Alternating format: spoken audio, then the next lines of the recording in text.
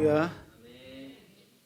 오늘 말씀의 제목은 구별이라는 제목으로 하나님 말씀 보겠습니다.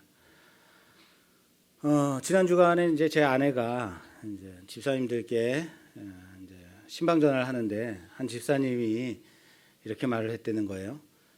사모님, 제가 기쁜 소식 하나 전할까요? 뭔데요? 그랬더니 제가 복지코를 타고 가면서 기사님한테 물어봤어요. 기사님, 요즘 어느 교회를 많이 가세요? 어느 교회에서 많이 불러요? 그랬더니 아유, 당연히 A교회죠. 그 다음은 어느 교회예요? 아유, 그 다음은 B교회죠. 그 다음은 어느 교회예요? 그랬더니 그 다음은 말씀교회가 많이 부르더라고요. 이야, 우리가 몇 등이 됐어요? 3등이 됐어요. 별로 감동스럽지 않은가 봐요. 기쁜 소식이라고요. 예. 그런데 이렇게 생각할 수도 있죠. 3등에도 안 불렀어. 그럼 나올 때까지 물어봐야죠. 그 다음은요? C교회예요. 그 다음은요? D교회예요. 그런데 우리 하나님께서 우리 교회를 그렇게 우리 심으름센터 차량 기사님들한테 좋은 소식, 좋은 말들이 전달되게 하고, 또 우리 교회 성도들이 그렇게 말씀교회를 열심히 찾아오고 새로운 신자들이 이렇게 생겨나고 하나님의 은혜임을 고백합니다. 할렐루야. 더 이렇게 막 소문나게 하기 위해서 차량 렌탈을 없애고 그냥 다 각각 타고 올까요? 왜 이렇게 말씀교회 많아진 거야? 막 이래. 네. 자, 우리가 재앙에 애굽 땅에 내려진 재앙 10가지 재앙에 대해서 보고 있는데, 우리가 큐티에서도 재앙을 받고 하나하나 다 일일이 살펴보고 또 설교로도 이 재앙을 또 봐야 되니까 너무 오래된 것 같아요. 그죠? 그래도 봐야 됩니다. 그러나 하나하나 다 살펴보진 않고 그 재앙들의 특성에 따라서 우리가 몇 시간만 좀 더 하면 될 것 같아요. 우선은 바로의 요술사들이 피재앙과 개구리 재앙, 이 두 가지 재앙까지는 따라했단 말이에요. 기억나시죠? 지난 시간까지 한 거. 그러나 이 재앙부터 세 번째 재앙, 피개이, 파돌종, 우매흑장, 피개이, 이 세 번째 재앙, 이 재앙부터는 따라하지 못하더라라는 겁니다. 만들어내지 못하더라는 거예요. 그러면서 요술사들이 자기네들이 탁 나타날지어다 했는데 안 나타난 거예요. 이가. 그랬더니 그들이 고백하는 고백이 이거예요. 8장, 오늘 본문 8장의 16절에서 19절. 여호와께서 모세에게 이르시되 아론에게 명령하기를 내 지팡이를 들어 땅에 티끌을 치라 하라. 그것이 애굽 온 땅에서 이가 되리라. 그들이 그대로 행할세. 아론이 지팡이를 잡고 손을 들어 땅에 티끌을 치매 애굽 온 땅의 티끌이 다 이가 되어 사람과 가축에게 오르니 요술사들도 자기 요술로 그같이 행하여 이를 생기게 하려 하였으나 못하였고 이가 사람과 가축에게 생긴지라. 아멘. 생긴지라. 끝이에요? 네. 19절. 요술사가 바로에게 말하되 이는 하나님의 권능이니이다 하였으나 바로의 마음이 완악하게 되어 그들의 말을 듣지 아니하였으니 여호와의 말씀과 같더라. 아멘. 아멘. 이것 때문에 읽은 건데 이걸 빼놓고 읽으면 어떡해요? 요술사들이 고백했다고요. 뭐라고요? 이는 하나님의 권능이니이다 라고 말해요. 그렇습니다. 하나님의 권능입니다 라고 고백하고 있는데, 이 권능이라는 단어가 원문 성경에서는 하나님의 손가락입니다. 손가락으로 되어 있어요. 원문대로 해석하면 이는 하나님의 손가락입니다로 해석이 되죠. 하나님의 손가락이 이렇게 하셨습니다 라는 고백이죠. 다시 말해서 하나님만이 이러한 일들을 하실 수 있다라는 고백이에요. 여러분, 신앙인에게는 고백이 중요해요. 고백이 곧 믿음입니다. 우리가 고백하는 것들은 하나님이 하셨습니다, 하나님의 손가락으로 만드셨습니다 라고 고백하는 것은 우리의 뭐라고요? 고백이라고요. 믿음의 고백이라고요. 그런데 비신앙인, 비기독교인들이 말하는 것은 단지 놀랄 뿐이, 그냥 놀라운 얘기일 뿐이에요. 깜짝 놀라는 거죠. 그것이, 그 고백이 하나님의 손가락입니다. 그럼 그것이 믿음이에요? 그것은 믿음이 되지 못하더라라는 거예요. 그들은 하나님의 손가락, 하나님의 권능이라는 것을 인정하면서도 하나님의 말씀에 순종하지는 않더라. 그러니까 믿음이 아니에요. 하나님의 권능입니다. 그러면 그 말씀에 순종해야 되죠. 그런데 그 하나님께서 이렇게 하셨습니다 하면 어떻게 해야 돼요? 순종해야 되는데 순종하지 않더라. 신앙인은 이러한 이적을 보며 믿음으로 고백합니다. 믿음으로 찬양합니다. 여호와 우리 주여, 주의 권능이 어찌 그리 크신지요. 시편 8편 1편 1절에서 9절 말씀해 보니까 여호와 우리 주여, 주의 이름이 온 땅에 어찌 그리 아름다운지요. 주의 영광이 하늘을 덮었나이다. 계속 읽어주세요. 주의 대적으로 말미암아 어린 아이들과 젖먹이들의 입으로 권능을 세우심이요 이는 원수들과 보복자들을 잠잠하게 하려 하심이니이다. 주의 손가락으로 만드신 주의 손가락으로 만드신 주의 권능이에요 이게. 예. 주의 하늘과 주께서 베풀어 두신 달과 별들을 내가 보오니 사람이 무엇이기에 주께서 그를 생각하시며 인자가 무엇이기에 주께서 그를 돌보시나이까. 그를 하나님보다 조금 못하게 하시고 영화와 존귀로 관을 씌우셨나이다. 주의 손으로 만드신 것을 다스리게 하시고 만물을 그의 발 아래 두셨으니 곧 모든 소와 양과 들짐승이며 공중의 새와 바다의 물고기와 바닷길에 다니는 것이니이다. 여호와 우리 주여, 주의 이름이 온 땅에 어찌 그리 아름다운지요. 아멘. 그렇습니다. 믿는 자들은 하나님의 권능의 손을 보면, 하나님의 이루신 일을 보면 고백하죠. 찬양하죠. 여호와 우리 주여, 주의 이름이 온 땅에 어찌 그리 아름다운지요. 어찌 그리 아름다운지요. 할렐루야. 그렇습니다. 믿는 자들의 고백은 찬양입니다. 믿는 자들의 고백은 믿음의 고백입니다. 그러나 세상 사람들은 이러한 하나님의 권능을 보면서도 두려워하기만 할 뿐이지, 아니면 이거는 하나님이 한 거지라고 말할 뿐인데, 그 드러난 현상에 대해서 도리어 숭배하려고 한다. 하나님을 숭배하고 하나님을 경외하는 것이 아니라 드러난 현상을 숭배하더라라는 거예요. 우상을 만든다. 그러나 믿는 자들은 이것이 하나님의 권능으로 이루어진 것을 보고 알고 하나님을 찬양한다는 사실을 믿으시길 바랍니다. 세상에 있는 모든 피조물이 하나님의 손가락으로 만드셨음을 알기 때문에 숭배의 대상이 아니죠. 뭐예요? 다스림의 대상이죠. 우리로 하여금 전사보다 조금 못하게 하심으로 이 모든 것들을 다스리게 하셨나이다. 이렇게 하나님의 우리에게 허락하신 그 사명을 감당하는 자들 되길 바랍니다. 자, 오늘 재앙이 뭐예요? 오늘 재앙? 파리예요. 파리. 예, 파리 재앙입니다. 파리 재앙 하니까 좀 지저분한 재앙이네요. 다른 재앙도 다 지저분해요. 자, 우리 집에도 파리 있어요. 우리 집에도 파리 많아요. 얕보지 마십시오. 자, 파리가 얼마나 많았으면, 오늘 보면 마지막 절에 보면 이렇게 돼 있어요. 여호와께서 그와 같이 하시니 무수한 파리가 바로의 궁과 그의 신하의 집과 애굽 온 땅에 이르니 파리로 말미암아 그 땅이 황폐하였더라. 어떻게 됐대요? 황폐.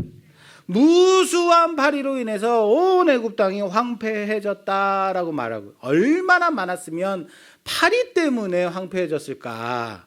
이 정도일까? 농담 중에 이런 농담 있죠. 파리가 밥상 위에 올라왔더니 아빠가 아들한테 야, 그 파리 좀 내쫓아라 그랬더니 아들이 하는 말이 냅둬요. 파리가 먹으면 얼마나 먹겠어요. 그렇습니다. 파리 한 마리는 얼마 먹지 못하겠죠. 그런데 파리로 인해서, 그 무수한 파리로 인해서 애굽 땅이 황폐해졌다면, 그 파리떼로 인해서 황폐해질 정도라면 그 땅에 파리가 얼마나 많았을까? 상상이 안 되죠. 그냥 새까맣게 붙어 있었겠죠. 그렇죠.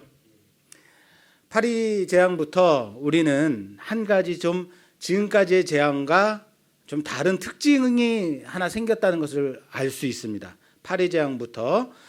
다시 말해서 첫 번째 피재앙, 그 다음에 개구리 재앙, 그 다음에 이 재앙까지 보여지지 않았던 특징이 파리 재앙부터 생겨요. 뭘까요? 지금까지 피재앙, 개구리 재앙, 이 재앙은 애굽 온 지형에 내려진 재앙이었다. 다시 말할까요? 애굽 온 땅이라고 말하는 것은 애굽 온 땅과 이스라엘이 살고 있는 고센 땅까지 온 지경에 내려진 재앙이었다라는 거예요.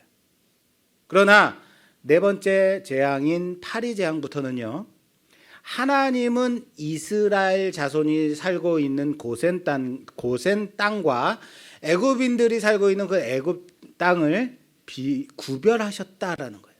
파리 재앙부터 뭐가 들어간다? 구별이 들어가요. 무차별적으로 재앙을 막 내리신 것이 아니라 특정인과 특정 지역을 구별하여 재앙을 내리고 있다. 그것이 가장 큰 특징이다라는 거예요. 여러분, 무차별로 막 재앙이 막 쏟아지는 것하고 어느 특정인과 특정 지역을 딱 나누어서 재앙이 내려지는 것 중에 어떤 것이 더 어렵겠어요? 여러분, 그냥 우리가 군대는 안 갔다 왔지만, 군대 갔다 오신 분도 계시죠? 저는 안 갔다 왔지만 전쟁이 나서 그냥 앞에 적군이다 그러면 막 기관총으로 막 쏘는 거 하고 누가 한 사람을 딱 골라서 탕탕 이렇게 쏘는 거, 어떤 것이 더 실력 있는 거예요? 그렇죠. 한 사람을 딱 골라가지고 딱 맞추는 것. 이게 특등 사수? 뭐 이런 거죠. 그게 더 어렵다는 거예요. 재앙도 마찬가지 아니겠습니까? 그렇습니다. 구별이란 이런 거예요. 구별은 그것 자체로 재앙의 의미를 더 증가시키는 역할. 다시 말해서 어느 특정 지역만 재앙이 임하는 거죠. 비가 막 쏟아지는데 고센 땅에는 안 쏟아지고 어디만 애굽 땅에만 우박이 막 쏟아지고, 그죠? 흑암 재앙이 임했는데 고센 땅에는 빛이 있고 애굽인들이 살고 있는 지역에는 깜깜하고, 이게 무시무시한 거 아니에요?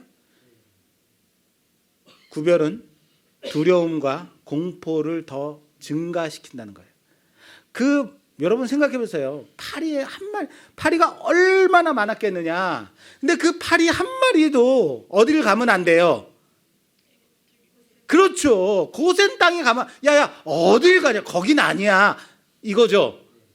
그거 파리가 말을 듣는다. 상상이 안 되지만 파리 때는 어딜 가면 안 된다. 고센 땅과 애굽 땅을 구별해서 말도 안 통하는 그 미물들을 하나님 순종시키시는 거죠. 자연의 현상들을 정확한 그 지점만을 타격하는 것, 그것을 보면서 이 재앙 가운데 있는 자들은, 이 재앙 가운데 재앙을 받고 있는 애굽인들이 얼마나 더 두려워했을까라는 것은 상상이 가능하죠. 그렇습니다. 사랑하는 여러분, 신앙인의 능력이요, 어디서 드러났는지 아십니까? 믿는 자의 능력이 어디서 나타나냐면 바로 구별됨에서 나타나요. 자, 신앙인의 능력은 따라서 봅시다. 신앙인의 능력은 구별됨에서 나타난다. 나의 시간을, 나의 것을, 나의 물질을 나를 위한 것에서 하나님의 것과 하나님을 위한 시간과 하나님께 드리는 물질과 하나님께 드리는 삶으로 구별하여 드릴 때 신앙이 드러나는 것이다라는 사실을 믿으시기 바랍니다. 그 구별의 신앙, 그 구별을 신학 용어로 우리는 뭐라고 하냐면요, 그 구별을 신학 용어로 거룩이라고 합니다. 뭐라고요? 거룩이라고 한다고요. 여러분, 영성이란 말 아시죠? 영성 그러죠. 영성이 뭐예요? 야, 우리 목사님이 영성이 있어, 이렇게 말할 때 어떤 느낌을 받으세요? 아, 우리 목사님 카리스마 있어, 우리 목사님 능력 있어, 영적인 능력이 있어 라고 보통 표현해요. 그렇죠? 자, 영성이 영적인 능력인가요? 어떤 영적인 능력을 착 쳐다만 봐도 내 소개가 다 드러나는 뭐 이런 것을 영성이라고 하지 않아요. 영성의 그 진정한 의미는, 정확한 의미는 그가 삶 가운데서 얼마나 거룩한가. 그의 삶 가운데서 그가 얼마나 거룩한가, 삶 가운데서 얼마나 구별하여 살고 있는가로 드러나는 것이 뭐다? 영성이에요. 구별된 삶, 그것이 삶의 내용이고 삶의 방식, 그것이 거룩, 영성이다라는 거예요. 사랑하는 여러분, 나의 삶의 방식이 나의 삶의 그 방식이 거룩으로 나아가는 우리가 되기를 주님의 이름으로 부탁합니다. 하나님이 구별하셨다고요. 애굽, 이스라엘을 구별하셨습니다. 이 파리재앙 때부터 이 구별이 나타나는데, 다른 말로 할까요? 하나님은 파리재앙부터 이스라엘을 거룩함으로 구별하셨다. 그리고 이 파리재앙으로 인해서 바로는 오늘 완전히 혼쭐이 나죠. 파리재앙 후에 그 다음 재앙이 뭐죠? 피게이, 파돌종. 돌림병이죠. 전염병. 가축에 임한 전염병이 나타나요. 이 전염병 재앙에서 또 마찬가지로 바로는 돌이키지 않고 완악해집니다. 그리고 그의 죄성이 더 드러나고 있다라는 거예요. 그래서 전염병 재앙을 좀 잠깐 살펴볼게요. 출애굽기 9장 6절에서 7절 말씀 봉독해 주세요. 이튿날에 여호와께서 이 일을 행하시니 애굽의 모든 가축은 죽었으나 이스라엘의 자손의 가축은 하나도 죽지 아니한지라. 바로가 사람을 보내어 본즉 이스라엘의 가축은 하나도 죽지 아니하였더라. 그러나 바로의 마음이 완강하여 백성을 보내지 아니하니라. 아멘. 아멘. 전염병조차도 이스라엘의 짐승과 애굽의 짐승을 뭐 하고 있어요? 구별하고 있어요. 파리재앙 때에 그렇게도 혼쭐이 났던 바로는 그럼에도 불구하고 다시 가축에 임한 이 전염병 재앙을 맞게 되죠. 마찬가지로 하나님은 이스라엘 자손의 가축과 애굽인의 가축을 구별하셨다라는 거예요. 그런데 바로는 이 가축에 임한 재앙이 과연 이스라엘 사람들의 가축에도 구별되어 임하지 않았는가, 우리만 이 재앙을 받았는가를 살펴보기 위해서 사람을 보내서 확인시키죠. 과연 그러한가, 과연 멀쩡한지 살피고 있더라, 확인하고 있더라라는 거예요. 뭡니까? 인정하고 싶지 않은 거예요. 믿고 싶지 않은 겁니다. 하나님의 손가락이라는 것을 고백하기 싫은 거예요. 그 마음에 하나님 두기를 싫어했다라는 거예요. 세상은 성도가 세상 속에서 구별되는 것을, 거룩함으로 나아가는 것을 싫어합니다. 다른 말로 할까요? 부담스러워해요. 미워한다고요. 인정하고 싶지 않다고요. 성도가 세상과 구별되는 것. 정말 그렇게 구별되어 살고 있는지 자꾸만 확인하려 하더라라는 거예요. 정말이야? 너 나 안 볼 때 안 그러는 거 아니야? 구별한다고요. 구별하여 사는지 거룩한지 주시하고 있다고요. 그래서 여러분, 회식 자리에서도 그렇고 직장에서도 그렇고 친목 모임에 가서도 말들 하잖아요. 뭐라고 말해요? 왜 너만 그렇게 유별나게 믿는 거야? 다른 사람도 다 예수 믿어. 근데 왜 너만 그렇게 유별나는 거야? 안 그래요? 교회 다니는 다른 사람은 너처럼 안 그러더라고. 그렇게까지 해서 사회생활 하겠어? 라고 말해요. 그렇게 유별나게 굴 필요 없잖아 말해요. 이런 말 여러분도 안 들어보셨어요? 구별되지 않으셨나 봐요. 예. 심지어 목사인 저에게도, 아유 목사님, 다른 목사 제가 잘 아는데요, 술 잘 마시더라고요. 한 잔인데 어때요? 목사인 나한테도 그렇게 권하는 거예요. 내가 술 마실 사람처럼 보여요? 술 마실 수 있어요. 술은요, 정신력으로 먹는 거예요. 네? 약주예요?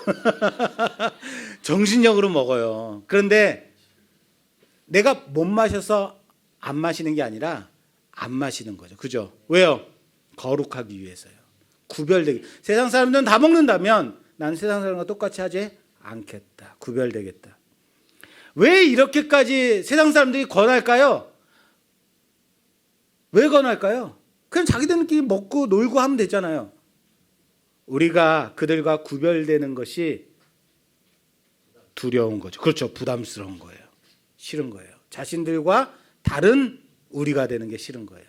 정말 그렇게 살고 있는지 주시하고 있더라라는 거예요. 항상 살펴보더라는 거예요. 애굽왕 바로가 사람을 보내서 과연 그런지 확인하고 와라 하는 것처럼. 그러다가 빈틈을 찾는 거죠. 꼬투리라도 잡힐성 싶으면 물고 늘어지는 거죠. 뭐예요? 죄성이죠. 세상과 구별된 거룩으로 하나님의 능력을 드러내는 자들 싫은 거죠. 그러나 우리는 거룩으로 구별됨으로 하나님의 능력이 나타나는 삶을 살아가는 우리가 되기를 주님의 이름으로 부탁합니다.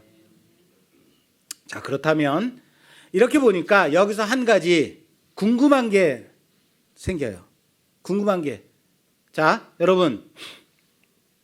하나님은 왜 처음부터 애굽과 이스라엘이 사는 고센 땅을 처음부터 구별해 주시지 네 번째 파리 재앙부터 구별하셨을까? 네 번째부터 달라졌다 그랬죠? 특징이라 그랬죠?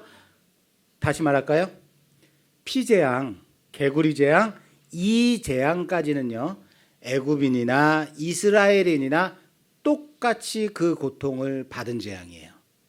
피재앙, 개구리 재앙. 이스라엘 사람들이 살고 있는 땅에도 개구리들이 넘쳐났다고요. 이가 넘쳐났다고요. 그래서 누워가지고 다들 이 잡고 있었다고요. 무슨 말인지 이해되시죠? 이 세 가지 재앙은 이스라엘이나 애굽이나 똑같이 당한 재앙이라고요. 이스라엘이 뭘 잘못했어요? 뭘 잘못했다고 재앙을 내리셨는가? 그들에게는 이적 아니었어요? 이거 이적으로 봐야 된다 그랬잖아요. 근데 개구리들이 막 넘쳐나. 이가 막 공격해. 재앙이죠. 이렇게 되면 왜 이스라엘과 애굽을 처음부터 구별하지 않으셨을까? 왜 그럴까요?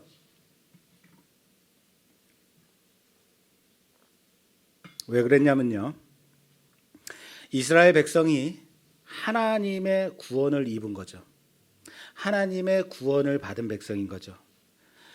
이스라엘이 하나님의 구원을 받았다고 해서 그들이 처음부터 구원받을 만한 특별한 백성은 아니었다라는 거예요. 그들의 특별성은 하나님의 선택이다.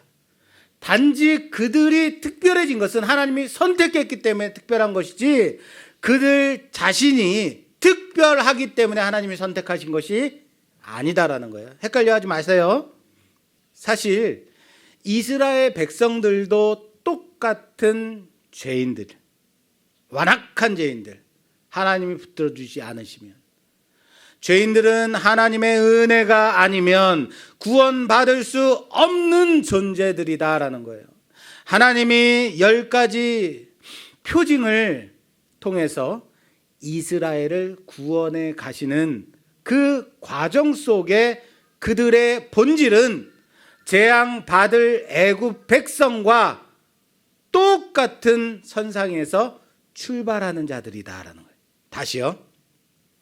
10가지 재앙을 통해서 구별되는 이스라엘 백성들이 이들이 죄인이 아니기 때문에 구별하신 것이 아니라 출발은 똑같은 선상에 있는 자들이다라는 거예요. 그래서 첫 번째 표징부터 세 번째 표징까지는 애굽인이나 이스라엘인이나 구분 없이 모두에게 재앙으로 임했다라는 거예요. 그런데 네 번째 표징부터 애굽과 이스라엘이 구분되고 있죠. 그 구별의 기준이 뭐예요? 그 구별의 기준이 애굽이냐 이스라엘이냐? 아니에요. 잘 보세요. 어디에 있어요? 구별이 장소에 있어요. 땅에 있어요. 그 장소가 고센 땅이에요. 이스라엘 백성이 고센 땅에 살고 있었기 때문에 구별이 된 거예요. 보세요. 고센 땅이 어디입니까? 창세기에서 요셉이 나중에 하나님이 이스라엘 백성을 애굽에서 구원해 주실 것임을 믿고 선택되어진 땅, 고센 땅이죠. 형님들에게 시킵니다. 바로 왕이 형님들을 불러다가 물어보면 우리에게 고센 땅을 주십시오라고 말을 하라고 시키죠. 그래서 얻은 땅이 고센 땅. 그리고 이 고센 땅은 목축하는 이스라엘이 애굽인과 구별되어 거주하는 땅, 구별된 땅, 고센 땅. 자, 이 고센 땅에 있으면 파리 재앙이 임해요, 안 임해요? 파리가 오지 못하는 거예요. 어디에 있었기 때문에? 고센 땅. 네 번째 재앙부터 아홉 번째 재앙이 흑암 재앙이에요. 깜깜한 어두움의 재앙. 이 흑암의 재앙까지는 이 재앙이 고센 땅에 있으면 임하지 않는 거예요. 만약 이스라엘 자손이 애굽에 가서 살고 있어요. 그러면 재앙이 임할까요, 안 임할까요? 임해요. 애굽 땅에 있으면. 어디에 있으니까 임하지 않은 거예요? 고센 땅. 땅에 있었어요. 하나님이 그 땅을 거룩타 하셨어요. 하나님이 그 땅을 구별하셨다고요. 무슨 말인지 이해되세요? 이로 인해서 하나님은 이스라엘에게 구원받은 백성의 모습을 가르쳐 주시고 있다라는 거예요. 너희가 거룩한 것이 아니라 내가 택한 그곳을 거룩히 하셨고 구별하셨고 그곳에 있는 자, 그곳에 거하는 자, 그들이 거룩함을 입는 자다. 하나님이 구원시켰다라는 것을, 구별된 존재가 되었다라는 것을 가르치고 있다는 거예요. 자, 그래서 구원받은 사람들은 세상에서 구별된 존재로 살아야 하는 것이다. 고센 땅에서 애굽인들과 흡수되지 않고 애굽의 삶의 방식을 따라 살지 않고 고센 땅에서 구별되어 살아가는 이스라엘, 그것이 거룩이죠. 내가 거룩하니 너희도 거룩하라 말씀하셨습니다. 아니, 우리가 어떻게 거룩할 수 있어요? 어떻게 하나님처럼 거룩할 수 있어요? 무슨 말이에요, 여러분? 하나님처럼 거룩하라는 거예요? 그렇게 거룩해질 자신 있어요? 구별되라는 거죠. 삶의 방식을, 너의 삶의 그 방식을 구별하여 살아가라라는 거죠. 자, 그리고 아홉 번째 표징인 흑암재앙에서 애굽 백성에게는 흑암으로, 이스라엘이 살고 있는 그 땅에는 빛으로 임하죠. 그 구별됨이 더욱더 뚜렷이 드러나는 재앙이 아홉 번째 재앙이에요. 그 흑암 재앙 좀 볼게요. 흑암과 빛은 성경에서 창세기로부터 요한계시록까지 계속해서 전반적으로 계속적으로 끌고 가고 있는 구별의 개념이에요. 빛과 어둠. 흑암과 빛, 어둠과 밝음, 세상에 속한 백성과 하나님의 백성, 심판과 구원, 무질서와 질서, 악과 선, 이것을 상징적으로 나타내고 있는 이미지가 뭐예요? 흑암, 빛이라고요. 자, 마지막은 아니지만 아홉 번째 재앙 좀 살펴볼게요. 아홉 번째가 그 특징을 잘 보여주고 있습니다. 아홉 번째 출애굽기 10장 21절에서 23절. 여호와께서 모세에게 이르시되 하늘을 향하여 내 손을 내밀어 애굽 땅에 흑암이 있게 하라. 곧 더듬을 만한 흑암이니라.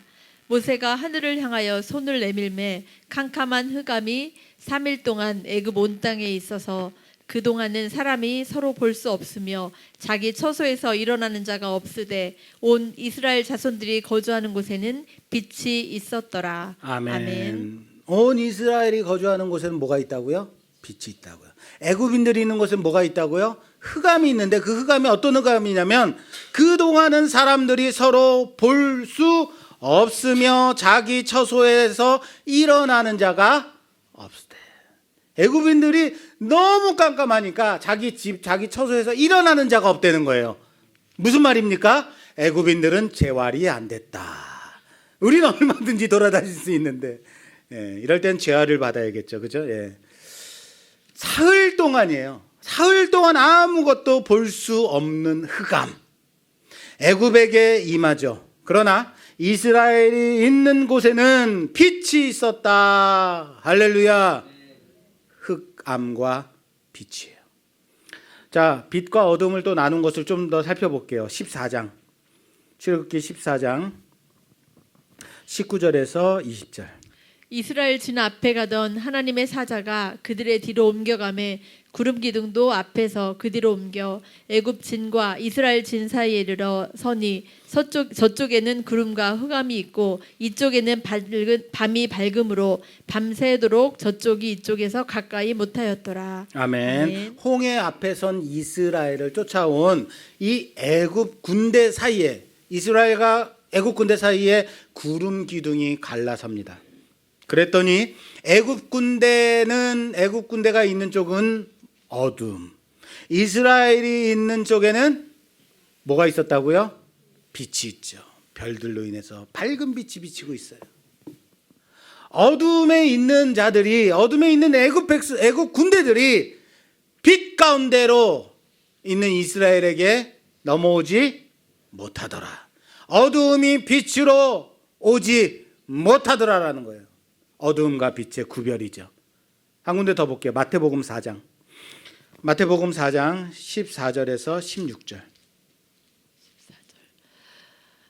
이는 선지자 이사야를 통하여 하신 말씀을 이루려 하심이라 일렀을 때 스불론 땅과 납달리 땅과 요단강 저편 해변 길과 이방의 갈릴리여 흑암에 앉은 백성이 큰 빛을 보았고 사망의 땅과 그늘에 앉은 자들에게 빛이 비추었도다 하였느니라. 아멘. 아멘. 자, 흑암에 앉은 백성이 큰 빛을 보았고 사망의 땅과 그늘에 앉은 자들에게 빛이 빛이었다.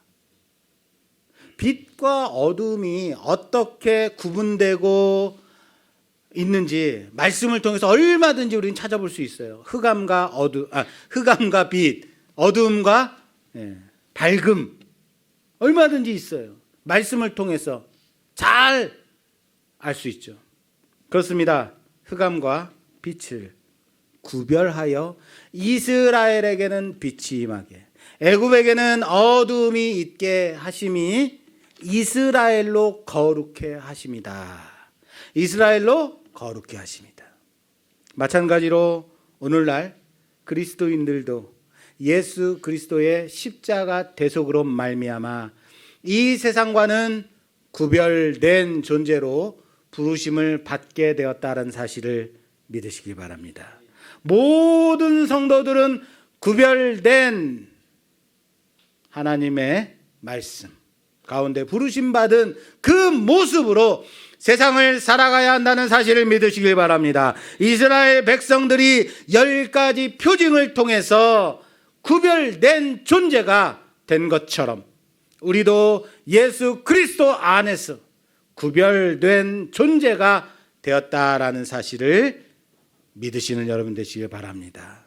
하나님은 표징을 통해서 하나님의 백성과 세상의 백성을 구별하여 보여주셨다. 그 하나님의 백성을 빛이라, 세상의 자녀들을 흑암이라 부르고 있다라는 거예요. 에베소서 한 장 찾아볼게요. 에베소서 5장 8절입니다. 너희가 전에는 어두움이더니 이제는 주 안에서 빛이라 빛의 자녀들처럼 행하라. 아멘. 아멘. 너희가 전에는 뭐였다고요? 어둠. 지금은 뭐라고요? 빛이다. 보이세요? 육신의 눈이 보이냐가 아니고 지금 말하고 있는 부분이 보이세요? 자, 보세요. 너희가 전에는 어둠에 속했다라고 말하지 않아요. 어둠 안에 있었다라고 말하지 않아요. 너희가 전에는 뭐였다?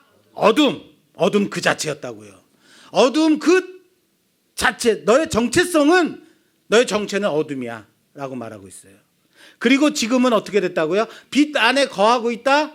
아니에요. 예수 그리스도 안에서 너희가 뭐다? 빛이다. 우리의 본질이 바뀌었어요. 어둠이더니 빛이 되었다는 거예요. 놀랍지 않으십니까?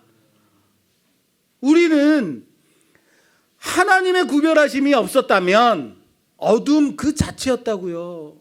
영원히 사망과 어둠에 속한 존재였다고요. 그런데 이제 예수 그리스도로 말미암아 예수 그리스도 안에서 우리의 본질과 위치가 완전히 달라졌다.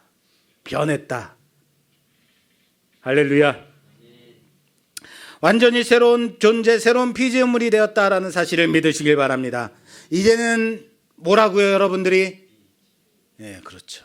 빛 가운데 거하는 자. 그 이상을 넘어서 어떻게 됐다고요? 여러분 자신이 이제 빛이라고요. 그곳에 세상 가운데, 어두움 가운데 있지 마십시오. 세상과 구별되십시오. 거룩으로 나아가십시오. 내가 보는 것이 믿음이 된다라고 했습니다. 보고 듣는 것이 믿음이 된다 그랬어요. 애굽에서 맨날 같이 우상을 섬기는 모습만 봤더니 광야에 나가서도 뭘 만들더라? 금송아지 만들더라라는 거예요. 마음의 금송아지를 버리십시오. 각종 우상들을 버리십시오. 온갖 권력과 재물의 신들을 버리십시오. 아멘이 안 나와요. 재물은 버리긴 좀 어렵죠. 내가 10만 원만 돼도 버리겠는데 1000만 원 좀. 온갖 여러분들을 사로잡고 있는 것들에서 그런 것들을 우상으로 섬기지 마십시오. 사랑하는 여러분, 이 시간 내 삶 가운데 나를 지배하고 나에게 영향력을 끼치고 있는 것이 무엇인지 점검하십시오. 나도 모르게 보고 들은 것의 영향력 속에 빠지고 있는지 잊고 있는 것이 다시요. 나도 모르게 내가 보고 듣는 것 영향력 속에 빠져 있는 것이 무엇인지 점검하라고요. 우리를 특별히 불러내어 구별하여 거룩해 하신 하나님의 그 부르심에 반응하는 우리가 되기를 주님의 이름으로 부탁합니다. 그 구별로, 그 거룩으로 나아가 빛 가운데 있는 자로, 아니 여러분들이 빛이라는 고백 가운데 있기를 주님의 이름으로 부탁합니다. 우리의 빛이 비치게 하여서 그리스도의 선하심이 드러나도록 살아가라는 거예요. 그렇게 살아가는 자 바로 우리가 돼야 된다는 겁니다. 사랑하는 여러분, 구별됨은 구속이 아닙니다. 구별됨은 무거운 짐이 아닙니다.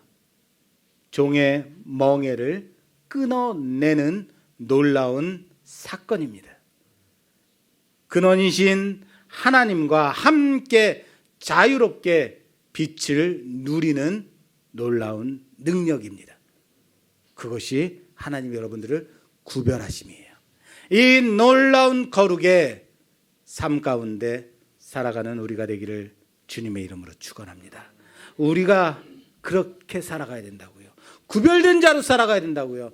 하나님의 놀라우심을, 하나님의 그 크신 권능을, 하나님의 권능의 그 손가락으로 만드심을 찬양하고 구별된 삶을 거룩으로 나아가는 우리의 빛이 드러나도록 살아가는 우리 모두가 되기를 주님의 이름으로 축원합니다. 축원합니다.